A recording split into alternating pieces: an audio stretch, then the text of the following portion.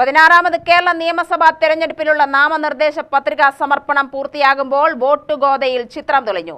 സ്ഥാനാർത്ഥികളുടെ നെഞ്ചിടിപ്പേറി ഏപ്രിൽ 9-നാണ് വോട്ടെടുപ്പ്.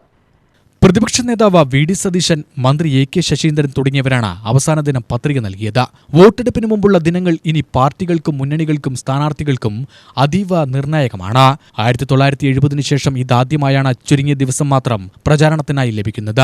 തെരഞ്ഞെടുപ്പ് കമ്മീഷൻ പത്രിക നൽകാനുള്ള സമയം നീട്ടി നൽകുമെന്ന് കരുതിയെങ്കിലും അതുണ്ടായില്ല. ഇടതുമുന്നണി പ്രധാന സ്ഥാനാർത്ഥികളെയെല്ലാം ആദ്യം പ്രഖ്യാപിച്ചപ്പോൾ കോൺഗ്രസ് സ്ഥാനാർത്ഥി നിർണയത്തിൽ വൈകിയത് നേതാക്കളുടെ വഴക്ക് കാരണമായിരുന്നു.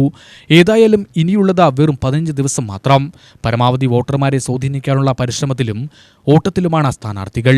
സിറ്റിംഗ് എംഎൽഎമാരല്ലാത്തവർക്ക് വോട്ടർമാരുമായി ഇടപഴകാൻ വേണ്ടത്ര സമയം കിട്ടില്ലെന്ന പരാതി നിലനിൽക്കുകയാണ്. ഇവരുടെ വിധി എന്താകുമെന്ന ആശങ്കയാണുള്ളത്.